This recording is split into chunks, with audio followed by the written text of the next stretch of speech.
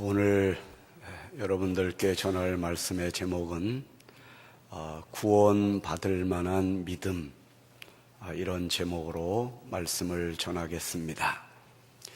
우리가 언뜻 잘못 생각하면 구원받을 만한 자격이 있는 사람이 있고 구원받을 수 없는, 벌써 이렇게 우리가 볼 때 저 사람은 안 돼 하고 이렇게 생각할 우려가 있습니다. 여러분이 생각하시는 대로 여기에 나오는 주인공은 구원받을 만한 어떤 믿음을 갖고 있었구나, 이렇게 이해를 하면 큰 착각입니다. 이 세상에 누구를 막론하고 자격이 있는 사람은 없습니다. 특별히 믿음 문제에 있어서는 어떨 때는 아주 믿음이 커 보이는데 어떤 사람은 어떤 경우에는 전혀 믿음이 없어 보이는 경우도 있습니다. 그러므로 여러분들이 다른 사람들을 이야기할 때 저 사람은 믿음이 커, 저 사람은 믿음이 없어, 또 믿음이 연약해, 이런 표현은 절대로 하시면 안 됩니다. 왜냐하면 믿음은 우리 속에 없어요. 믿음이 들어오셔야 있는 거고 나가시면 없는 겁니다. 그래서 오늘 하나님 말씀을 통하여 믿음이 뭔가, 그리고 우리가 믿음의 사람이 되려면 어떻게 해야 되나, 이거를 한번 살펴보기로 하겠습니다. 오늘 본문 중에 사도행전 14장 9절을 한번 보겠습니다. 바울이 말하는 것을 듣거늘 바울이 주목하여 구원받을 만한 믿음이 그에게 있는 것을 보고, 여기서 그가 누군가, 그는 루스드라에 살고 있었던 사람인데, 이 사람은 나면서부터 다리에 장애를 입어가지고 단 한 번도 걸어본 적도 없고 일어나 본 적도 없고, 오늘 본문 8절에서 설명하시는 대로 발을 쓰지 못하고 또 나면서부터 걷지 못했고 한 번도 걸어본 적이 없었다. 이거는 누가 이거를 이야기해 줬냐면 오늘 사도행전을 기록한 저자가 이런 이야기를 했습니다. 사도행전의 저자는 누구냐? 누가복음을 기록한 사람이 저자입니다. 그럼 누가 이야기했느냐? 누가 이야기했습니다. 그러니까 이거를 이해하셔야 되는 게, 마태복음, 마가복음, 누가복음 할 때 그 누가복음, 누가가 누가복음도 썼고 사도행전도 썼습니다. 그런데 여러분이 아시는 대로 이 누가는 직업이 의사입니다. 그러므로 의사가 진단을 내린 거는 진단서만 여기 없는 것뿐이죠. 정확한 겁니다. 이 말은 의사가 볼 때 루스드라에 한 번도 일어나 보지 못한 이 장애를 가지고 있는 사람의 상태는 의학적으로 치료가 불가능하다, 이걸 진단을 내린 겁니다. 여러분, 의사가 진단을 내리면 우리는 그거를 믿어야 됩니다. 다른 병원에 가도 마찬가지입니다. 여기서 물론 가끔 오진이 있지만, 그래서 2군데 3군데 우리가 가서 진찰을 받아보지만 여기에서 의사가 판단한 걸로 봐서는 의학적으로 불가능한 겁니다. 근데 의학적으로 불가능한 일이 오늘 우리 교회 안에서 가능하다, 하나님이 하시면 하신다. 하나님이 원하시면 고친다. 치료된다. 나을 수 있다. 낫는다. 이렇게 마음에 확신이 오면 그거를 믿음이라고 그럽니다. 그런데 믿음이 있을 때도 있고 없을 때도 있고, 어떨 때는 목사님보다 훨씬 더 큰 믿음을 갖고 있어 보이는데 조금만 마음의 상처를 받으면 교회도 안 나와 버릴 정도로 믿음이 없는 그런 모습을 보이게 되죠. 여기서 이제 중요한 걸 살펴봐야 되는데, 아까 읽은 사도행전 14장 9절을 다시 한번 본다면 여기에 이 장애인이 바울이 지금 설교를 하는데 그거를 뭐예요? 말하는 것을 들었다고 그랬어요. 듣건을 이렇게 듣는 모습을 보니까 예사롭지가 않아요. 여러분들 여기 앉아서 설교 듣는 모습을 보면 거의가 예사로우세요. 그런데 예사로우시지 않는 몇몇 분이 설교자의 눈에 띕니다. 일부러 지금 눈에 띄려고 예사롭지 않게 바꾸지 마세요. 이미 다 결판이 났습니다. 다음 주부터 바꾸세요. 그러면 여러분, 바울이 딱 보는데 이 사람이 설교를 듣는 게 멍하니 앉아가지고 그냥 아유 시간이나 가라 하고 듣는 게 아니라 어느 정도로 들었냐 하면 요한일서 1장 1절을 한번 보겠습니다. 태초부터 있는 생명의 말씀에 관하여는 우리가 들은 바요 눈으로 본 바요 자세히 보고 우리의 손으로 만진 바라, 이렇게 말씀하고 있습니다. 여기서 이 장애인이 말씀에 대하여 어떻게 봤냐면 태초부터 있는 생명의 말씀을 우리가 들었다고 했습니다. 그런데 여기서 설명한 게 들었고 봤고 만졌다. 이거는 듣는 사람이 그 다음에 보기도 하고 그 다음에 만져보기도 했다는 뜻이 아니라, 여러분이 하나님의 말씀을 청종할 때에 귀를 기울여 들을 때 듣는 것뿐만 아니라 듣는 순간에 하나님께서 오셔서 하나님이 말씀하시는 모습을 여러분들에게 보여주신다. 그리고 그 말씀을 듣는 여러분들의 간절한 마음을 만져주신다 이거예요. 보는 거, 만지는 거, 듣는 게 동시에 일어날 그런 상태가 바로 루스드라의 이 한 번도 걸어보지 못한 사람이 그렇게 듣고 있었다 이거예요. 바울이 설교를 하는데 하나님 보여주시옵소서. 하나님 내 손을 잡아주시옵소서. 그런 간절한 마음을 갖고 하나님의 말씀을 지금 듣고 있습니다.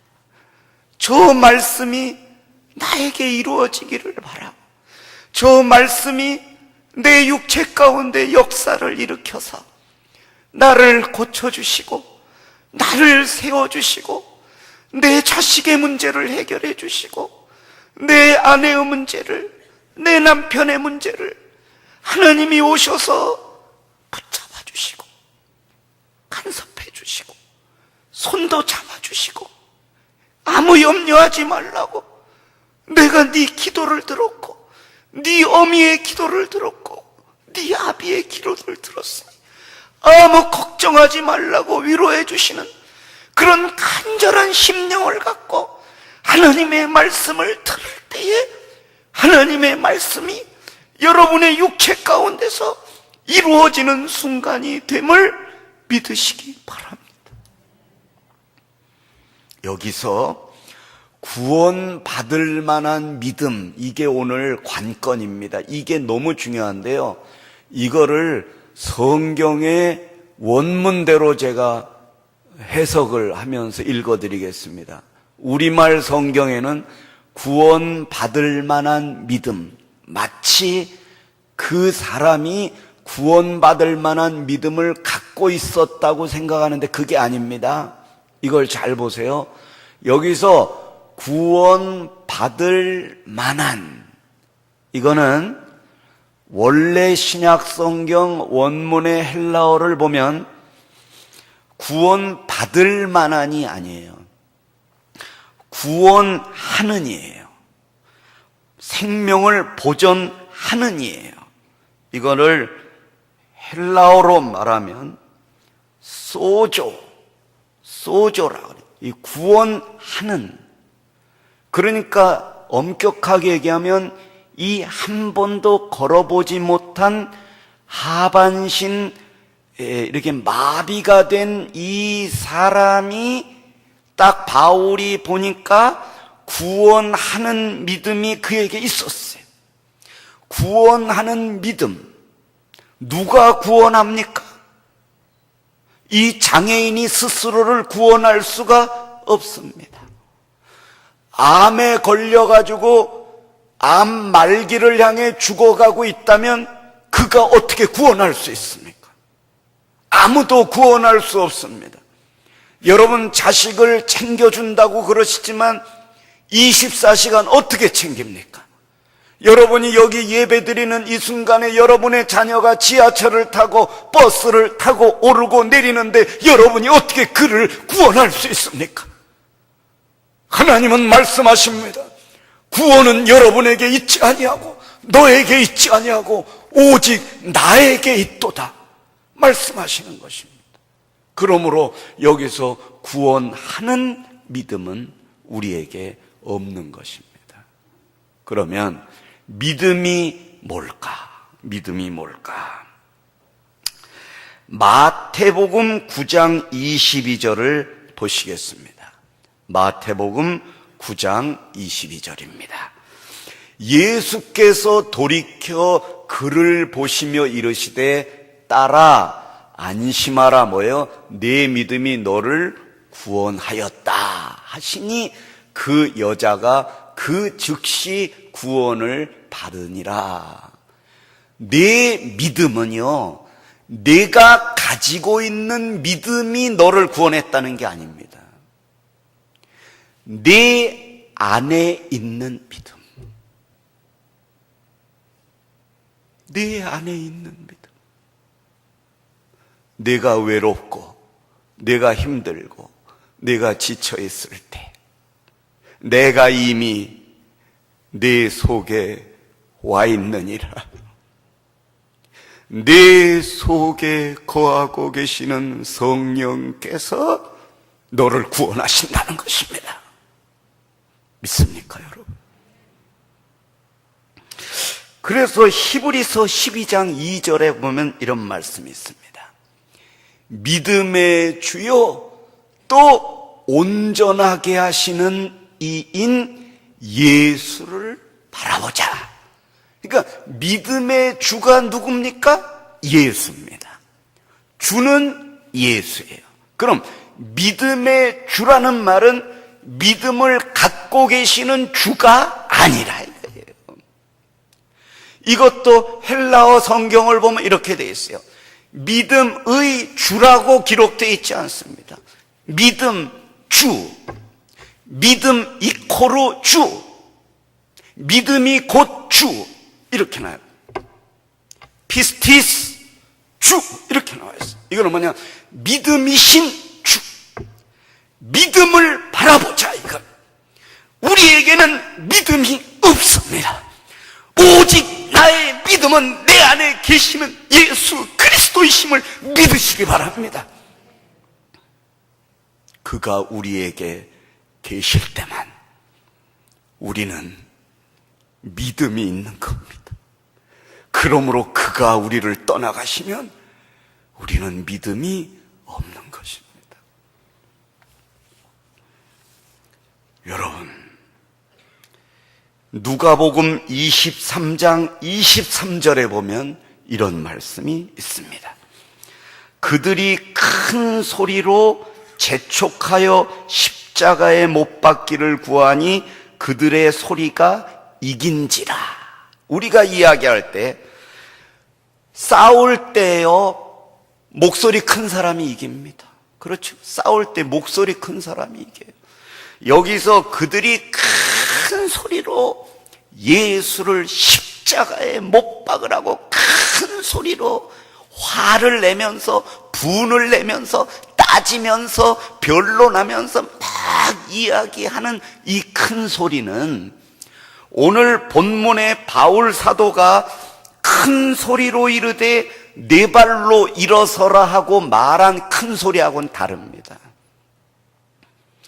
성경에는 큰 소리가 여러 번 나와요.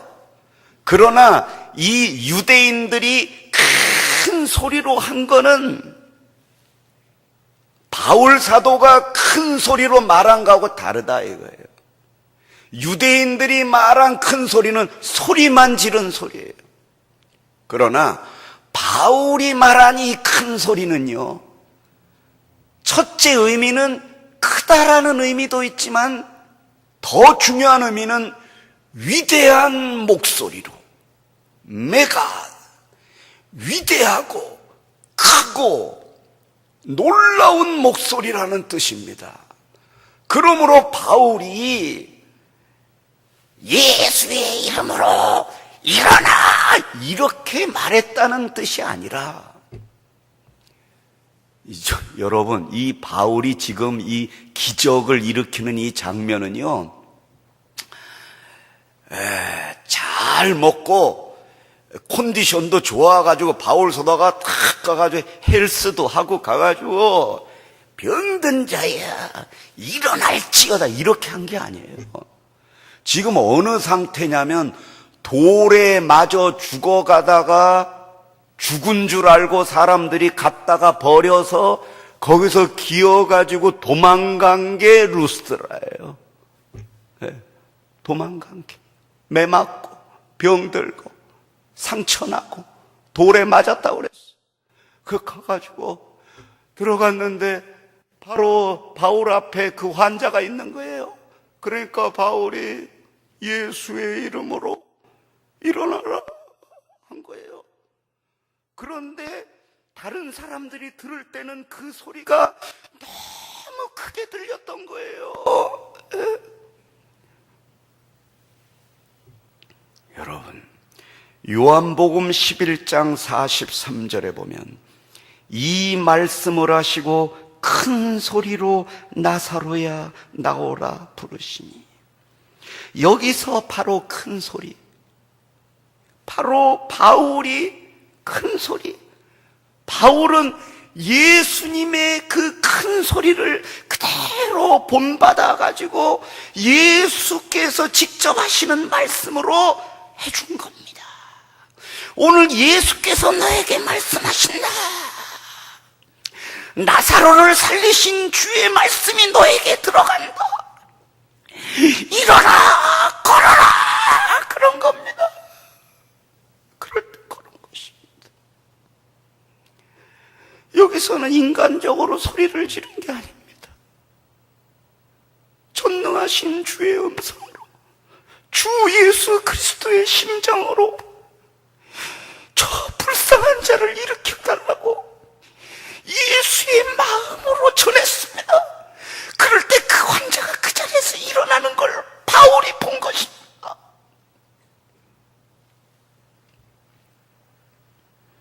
사무엘상 4장 6절에 보면 이런 거 있습니다.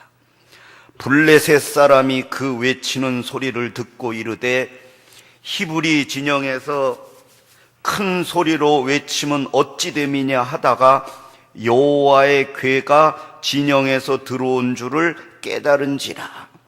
그러니까 이스라엘 사람들은요, 지금 여호와의 법궤가 진영 안으로 들어오는 걸 보고 할렐루야, 하나님 감사합니다, 주의 법궤가 우리에게로 들어옵니다, 막 기도했겠죠.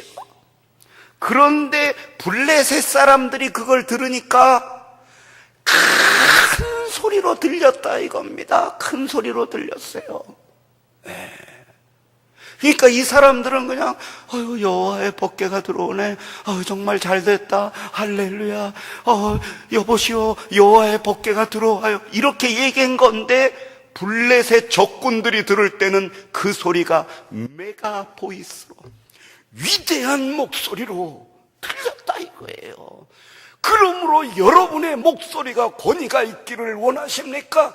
여러분의 목소리에 하나님의 신령한 은혜가 들어가기를 원하십니까? 그렇다면 여호와를 인정하고 여호와 앞에 감사함으로 돌에 맞아 매를 맞고 이리 끌려다니고 저리 끌려다닐 때, 주여 그래도 나는 주를 믿나이다 하고 쓰러져 목소리가 그냥 가라앉을지라도 하나님은 그 순간에 여러분의 목소리를 크게 들리게 하실 것입니다. 우리 마지막으로 다시 본문으로 돌아가서 사도행전 14장 9절을 보겠습니다. 바울이 말하는 것을 여기 들었다고 그랬습니다. 근데 바울이 주목하여 그 사람을 보니까 구원하는 믿음이 그에게 있었다고 그랬어요. 그러니까 바울은 그 장애인을 보면서 구원받을 만한 믿음을 본 게 아니라 구원하시는 믿음을 본 것입니다. 구원하시는 예수 그리스도가 그의 안에 와 계신 것을 바울이 본 것입니다.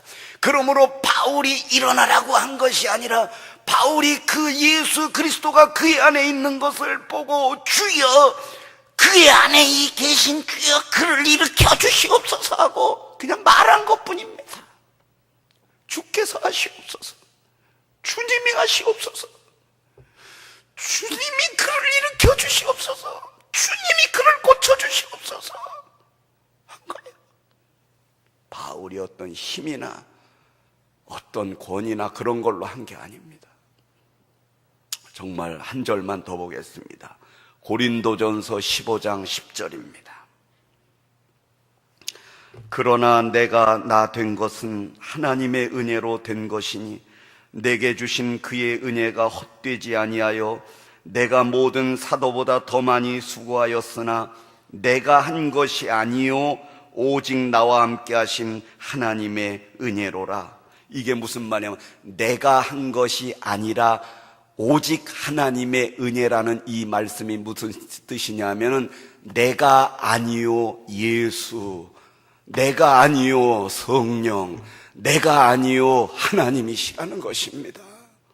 그러므로 오늘 이 본문에 여기서 우리가 아까 그 구원받을 만한 믿음이 그에게 있는 것을 바울이 봤다는 것은 바울이 그에게 구원받을 만한 믿음이 있다는 것을 여기 보고, 이 말은 뭐냐면 느끼고 이겁니다. 느끼고.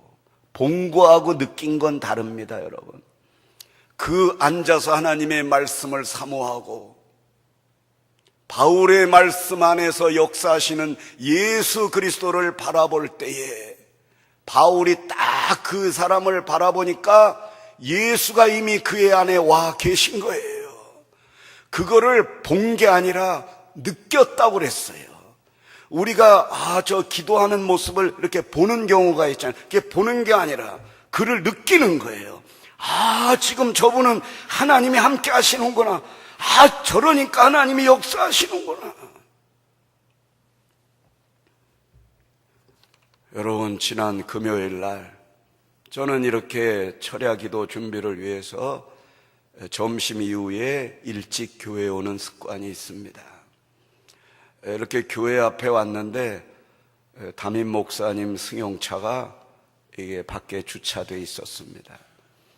그래서 낮에는 목사님 차를 제가 잘 못 보는데 오늘 교회 오셨구나 하고 직원에게 물었습니다.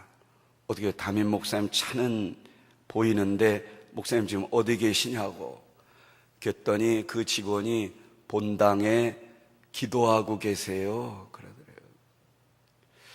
그래서 그거를 듣는 순간 저는 직원의 말을 들은 겁니다. 그러나 저는 본당에서 기도하고 계시는 목사님을 본 거예요. 그리고 본당에서 애절하게 하나님 앞에 울부짖는 목사님의 손을 만지고 붙잡아 주시는 하나님을 제가 본 거예요. 그래서 저도 마음이 뜨거워져 옴을 느꼈습니다. 아, 하나님이 이래서 목사님을 사용하시는구나. 그래서 저도 올라와가지고 여기 엎드려서 목사님처럼 기도했습니다. 기도는 안 나오고 눈물만 났습니다. 그러나 비록 기도를 별로 못하고 눈물만 흘렸다 할지라도 하나님은 저의 눈물을 불쌍히 여기시고 나에게 있어야 될 하나님의 은혜와 여러 가지 나의 육체의 연약함을 어루만져 주시고 고쳐주시고 불쌍히 여겨주시고 오늘 저녁에 찬양 인도를 하는데 그 찬양 내가 부르는 노래가 되지 말게 하시고 천사들을 보내주셔서 살아있는 찬양이 되게 하시고 교우들이 그 찬송 소리를 들을 때 죽어가던 영혼이 살아나게 하시고 그들에게서 악령이 쫓겨가게 되는 역사가 일으켜 주시옵소서 하며 기도했습니다. 바로 이것이 구원하시는 믿음 되신 예수 그리스도께서 그 장애인에게 있을 수 있는 유일한 방법은 바로 이거 한 가지 외에는 없습니다.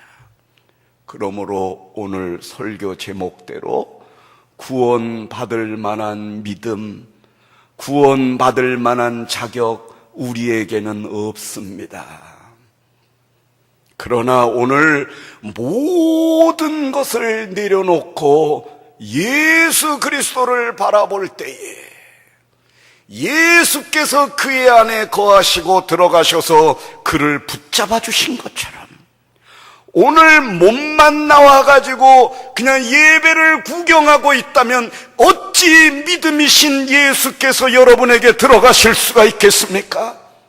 다 내려놓고 주여 나는 걸어본 적도 없고 말해본 적도 없고 일어나 본 적도 없는 영적으로 병든 자가 여기에 와 있나이다. 주여 이 시간에 내 안에 들어와 역사하여 주옵소서. 그렇게 고백할 때에 이미 예수 그리스도께서 이 시간 여러분 가운데 오셔서 여러분을 치료하고 계심을 믿으시기 바랍니다. 기도하겠습니다.